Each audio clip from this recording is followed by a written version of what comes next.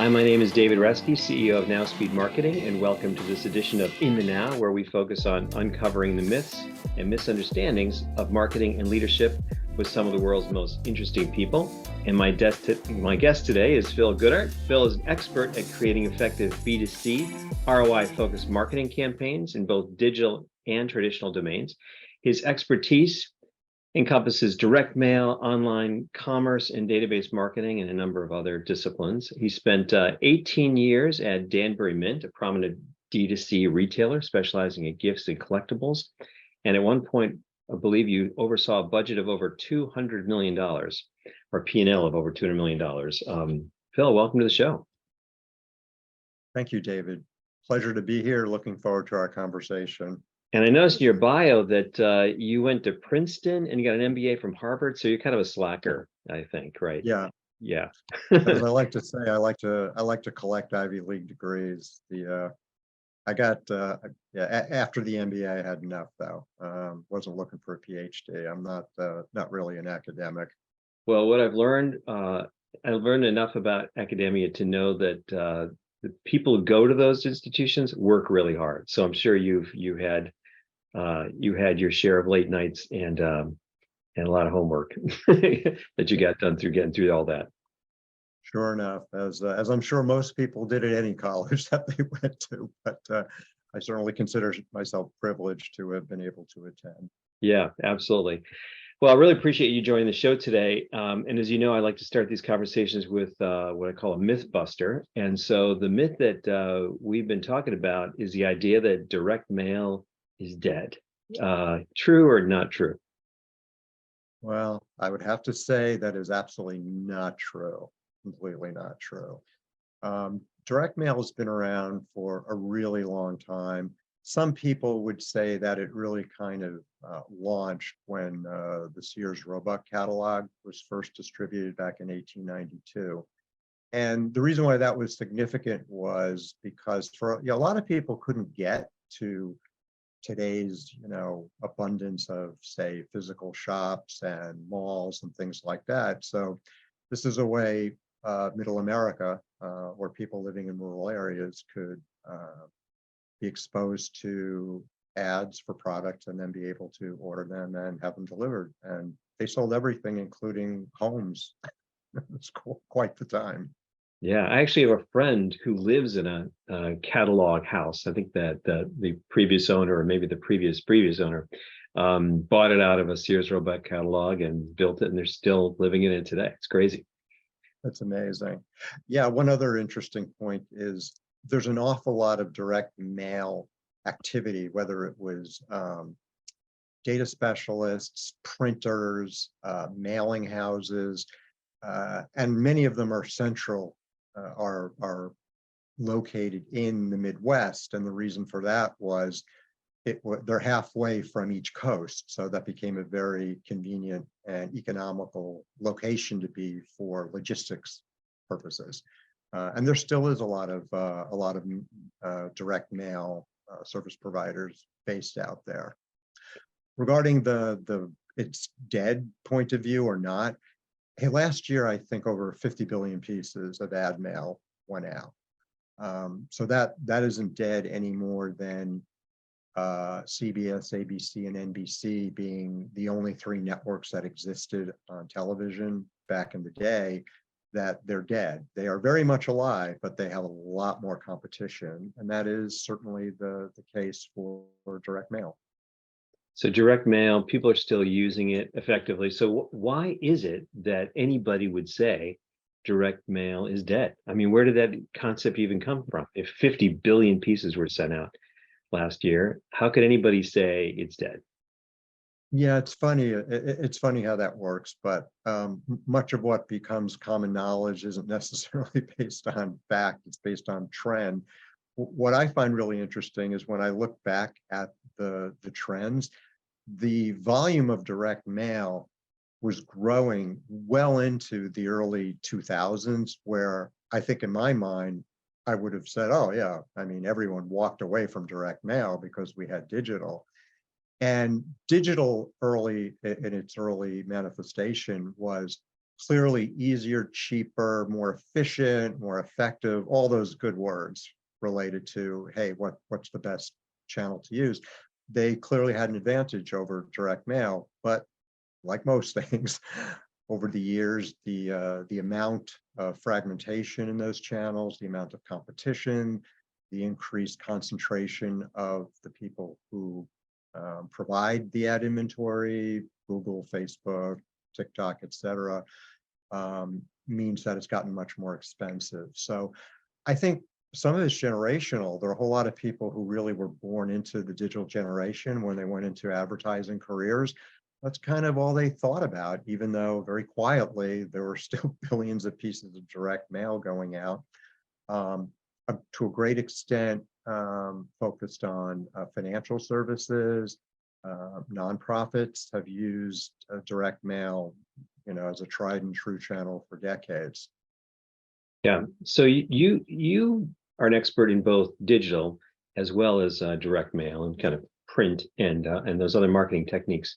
So what do you see as kind of some of the pros and cons of using direct mail today? And when is it most appropriate to kind of advise your clients to use direct mail? Kind of where does it fit? That's a good question.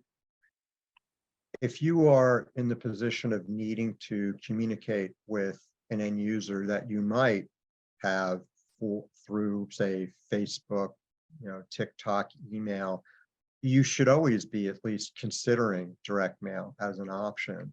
I think the reason why oftentimes it's dispensed of quickly is because on a per unit basis, the cost per impression is orders of magnitude higher than that of its digital companions. But the real difference these days is competition. Electronic inboxes are completely flooded with messaging. If you haven't actually opted out of communications, there's a good chance that a lot of your emails are going into spam folders. In many cases, you're just not seeing them because there's too many to digest and they just go to the bottom of your queue and you never see them. Whereas mailboxes, all things considered, are relatively empty. So the opportunities for impact, the equivalent of, say, an open rate for email, it's near 100%, because even if you throw it out, you had to first look at it to determine you wanted to throw it out, unless you're one of these folks who just doesn't look at their mail and tosses it all in the trash can. I don't recommend that. But so that's one clear advantage direct mail has over digital these days, which is not to say don't do digital, just recognize digital is very competitive. I think we're going through a period now where it's probably less effective than it once was. And I suspect we'll come out of that period and, digital will return to being a go-to channel for both small, mid, and large size businesses. But I think right now, digital is really a playground best used by large companies, and particularly brand-focused companies where they're less reliant on calculating a specific return on ad spend. So competition is definitely one advantage. Yeah, and in digital, we talk about digital. Of course, I've been doing digital marketing like you for a long time. I've been doing it for 30 years. And, in digital, we have, a website, organic, there's kind of organic traffic. There's earned media, there's social media, there's advertising on channels like, search, but then channels like LinkedIn and Facebook and TikTok and Instagram. And then there's all these specialty sites, there's news sites, there's so many different advertising channels, right? So to compare digital with direct mail and we're talking about email, and email is the direct, the most direct comparison. So should advertisers think, or marketers think about kind of lining up all their advertising opportunities from top to bottom and figuring out which ones are most effective on maybe a cost per impression, cost per engagement, cost per conversion, cost per sale basis, and only do the things that are most effective? Is that how they should be thinking about it, and then rank direct mail where it fits? Or is there kind of a role to say, if I'm a medium to large advertiser, I should be doing all channels, the omni-channel argument, where I should be in people's mailboxes, I should be in their inboxes, I should be in their search, should be in their organic search, I should be in Instagram, should be everywhere. So is it a prioritization? Only do the things that are the best, or do I do everything? Well, like most things in life, David, I'd say it's a little bit of both.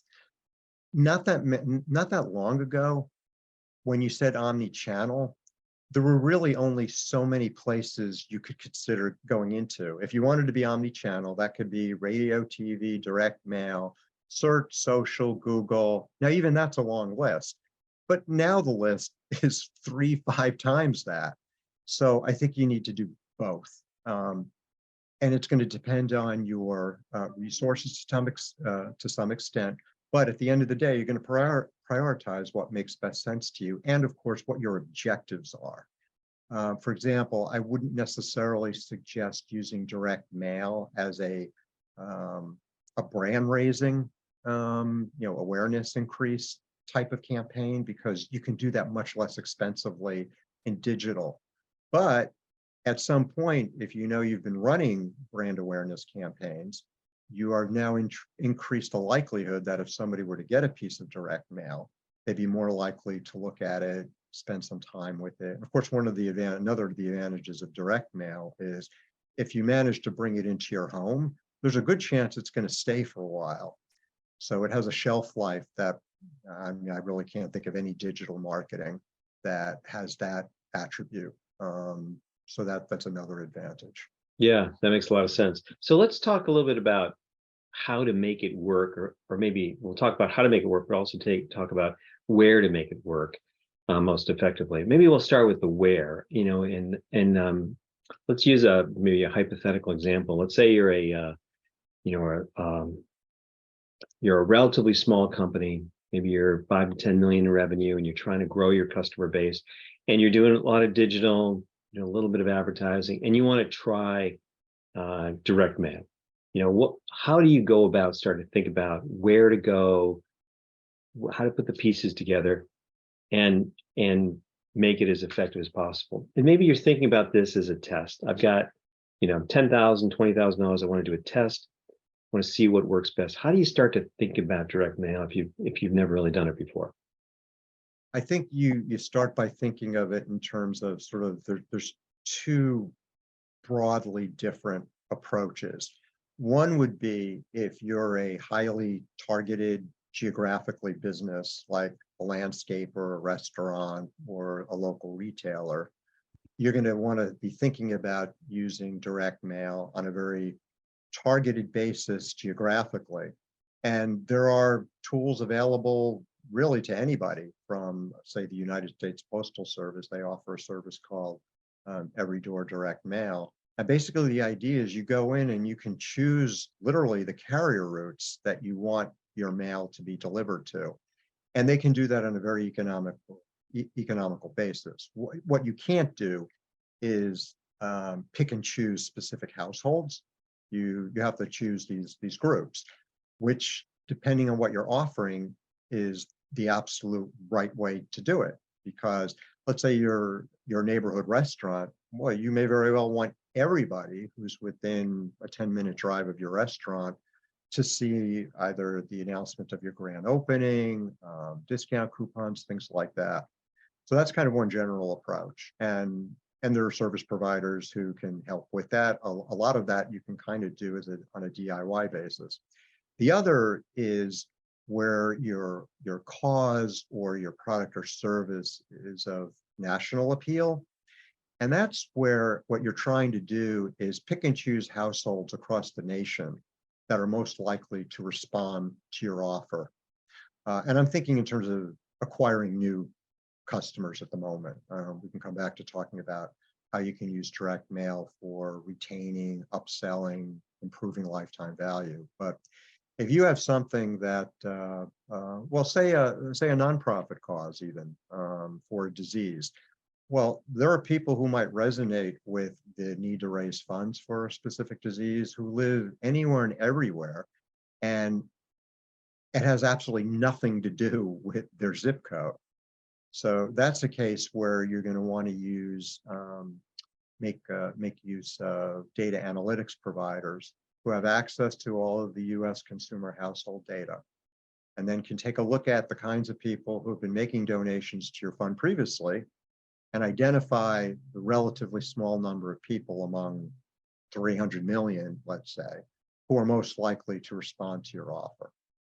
Yeah. So maybe because the cost of delivery is high relative to other channels, you really have to do a great job of targeting, right? And identifying your target market is marketing 101, but because the cost is high, you've got to do a great job of that, and the data analytics providers can help you do that really, really well.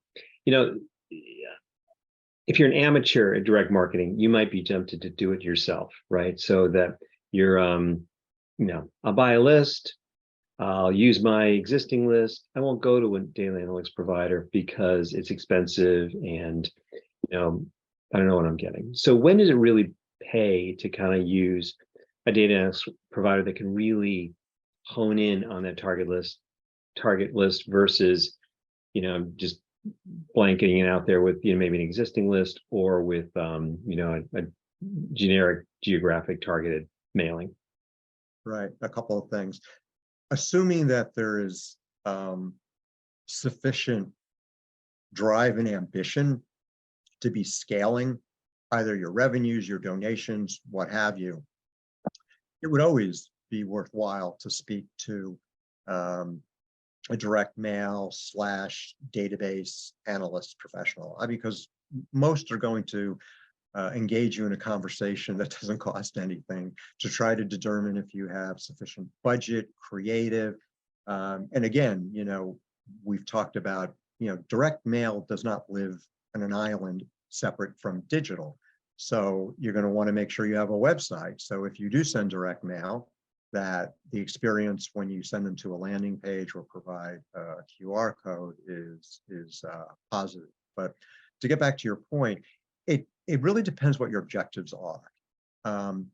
And yes, as to the importance of precision, it's why so many direct mail related companies back in the day, their logo for their business was a dart in the center of a dartboard, because that is exactly the most important mission, which is finding the right people. So I think it's always a good idea. And you need, again, to kind of have two different discussions. One is about how to optimize your existing list. And then the other is thinking about how to use it for scaling, acquisition, et cetera. Yeah.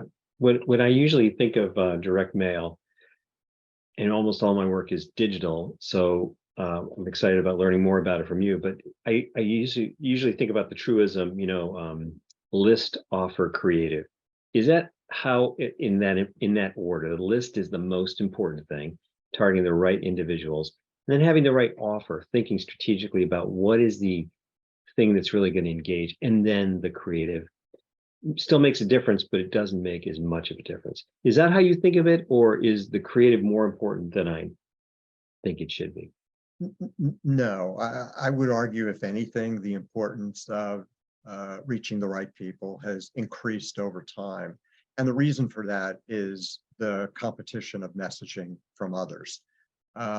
You can have wonderful creative, but if you're reaching people who aren't spot on in terms of having a need, it doesn't matter. So I do think I think the priorities you referenced are still as important as ever. I do think the offer piece is also very important. Whether it's an offer for a for-profit or an incentive for a nonprofit, it's the hook at the end of the day. I've done a lot of YouTube videos, and the first 5 seconds, that's the hook. It's all about the hook, absolutely. In the cases of digital advertising of that nature, you yourself are probably not going to be selecting your audience on the granular do-it-yourself basis that, say, somebody like myself would, using US consumer households, because you have all the automation, the AI, involved. But those first 5 seconds, you want to, just like in your direct mail, you want to quickly qualify those who have a need, and then make them an offer they can't refuse. And there's a lot of art and science that goes behind that. And lastly, the creative. I've always found creative to be a really fun topic, because the fact of the matter is, when you do A/B split tests, everyone has preferences and opinions about works and doesn't work. And it's amazing how often the piece that you might say, oh God, that thing's ugly, will outperform the one that's beautiful. That's just the way it is. So creative does matter, but maybe not in the way that you thought it's going to matter. Exactly. Let's just talk about the offer a second. What are some maybe either specific offers or types of offers you think work really well? Where should we be going with the kind of the concept of the offer? Is it always like get 10% off, act before Saturday, it's President's Day, so come down and buy? So what are the types of offers that you think are most effective? Honestly, I don't think much has changed in the world of what triggers people to action. Scarcity, limited inventory, scarcity in terms of time left for you to take advantage. The percentage on a discount, that's an interesting one.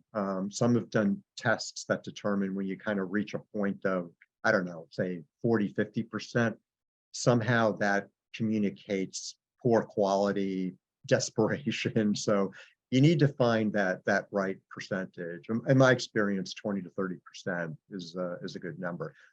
Buy one, get one. There are so many different ways to do it. Free gift with purchase.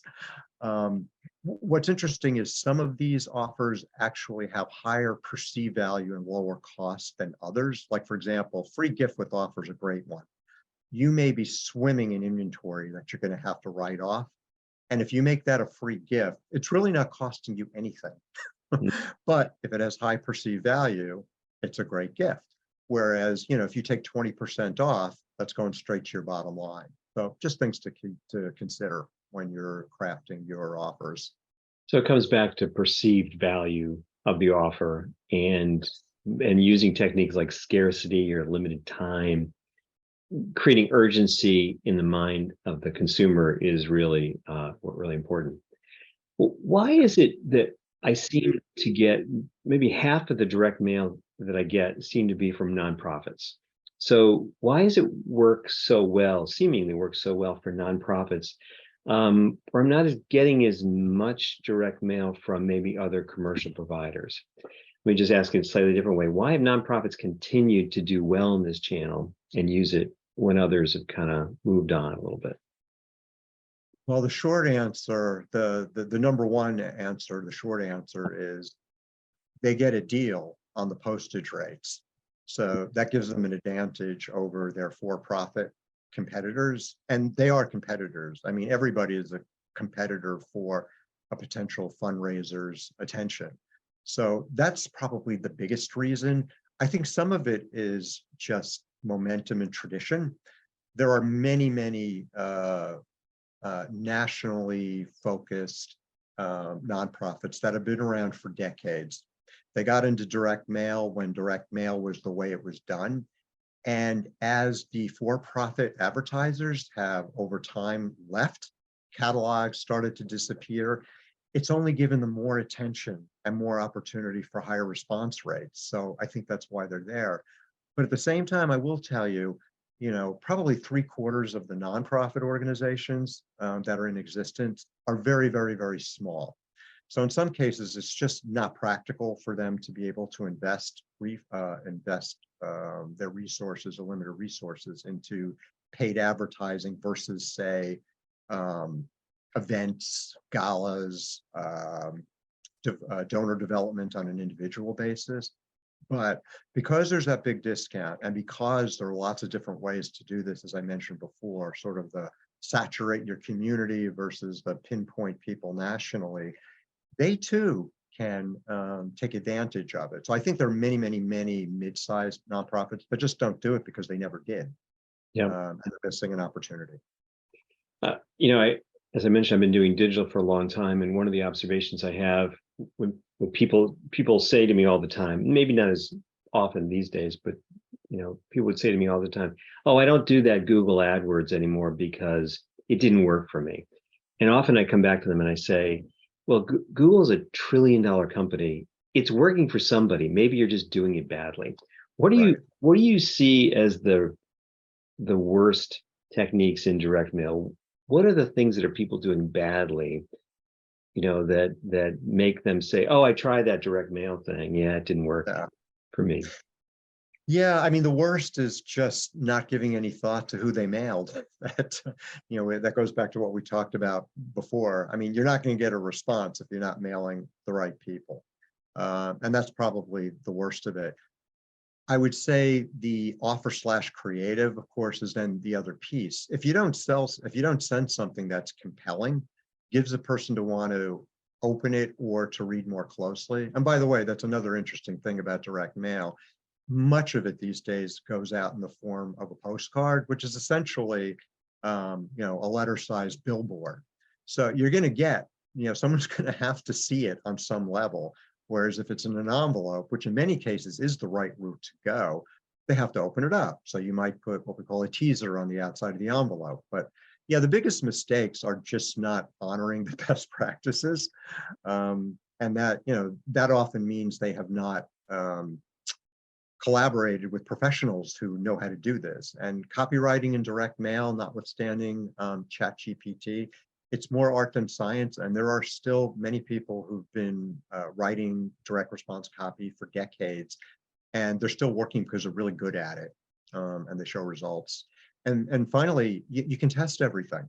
So if I were to go to somebody who said, you know what, I tried it and it didn't work, I'd say, well, let's take a look at what you did. We can look at whoever their existing clients are. We can look at who they mailed, and we can very quickly and easily identify where they might have made their mistakes in terms of, say, mailing too many of the people who were least likely to respond versus too few of the kinds of people who would have been most likely to respond. And that's really what you can do as an expert, because you know all the pieces. It's easy for you to look at the data and find out where the issues are, and kind of help them diagnose the problem so that you can fix it and turn it into a solution. Exactly. Let me ask you about different types of direct mail strategies. You mentioned the postcard. I still see the postcard coming in my mailbox. I see letters. I see catalogs. And every once in a while, I get what I might call a dimensional mailer, which is like a box or something more expensive to mail. When is the right time to use those for techniques? And are there other techniques I should be thinking about? I think you covered them. Some of it has to do with, again, what's the objective? If you are a tire replacement center, you need to be in front of your potential customers who, let's say, by and large, are within a 10 or 15-minute drive time of you. But you don't know when they're going to need new tires. So you need to be in front of them on a regular basis. And one of the nice things about saturation type mailings and postcards in particular is they're inexpensive. So you can pay to invest in frequency, because as the old adage says, reach tells, but frequency sells. Hmm. And so there's two issues. One is you want to be in front of them at the right time. Now, obviously, you're not going to put a postcard in someone's mailbox every day, but if they got a postcard from you saying, hey, we're having a great discount on tires, and the following week you got a flat, you may have them in mind and you may reach out to them. The other thing is the repetition is good for priming the pump. In many cases, it's true with all forms of advertising. The first impression isn't going to really impress.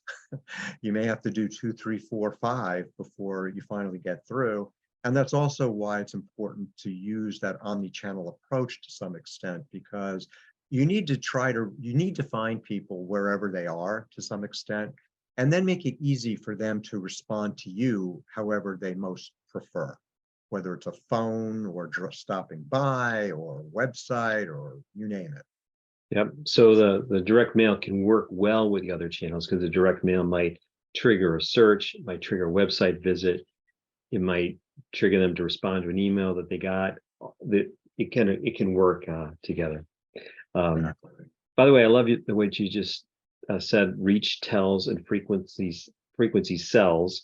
I got that correct. Yep. One of the phrases I like to think about is quantity has a quality all its own. Yeah. So you get out there more often. And so if you're kind of new to direct mail, should you start with something simple like a postcard to expand your reach? Or is there ever a reason to kind of start with, no, I really want to do the $10-20 in a box dimensional mailer because I want to make an impact, even though I can't afford to do it very often? Yeah, if you're a small retailer, I would not recommend a dimensional mailer, because I mean that might cost you multiple dollars, which you're taking a big risk at that point. Mailers of that nature, they tend to be more associated with B2B types of sales. And in that case, obviously, your impression might lead to, whatever, multi-million-dollar business, so you can afford that. What the other option, which would be, say, to a postcard, which would be an envelope mailing. The envelope mailing will cost more, but in the case of a nonprofit, it's likely to pay dividends, because believe it or not, there are a lot of people who want that small reply envelope to be able to return a check they've written. And I like to ask people when they make donations, how do they donate? And I'm amazed how many people, even people who are in digital, will tell me they write a check, which I find astounding. But you don't need much in terms of that. As I said, you want to make it easy for people to respond to you the way they choose. We often know a lot about where people are and who they are.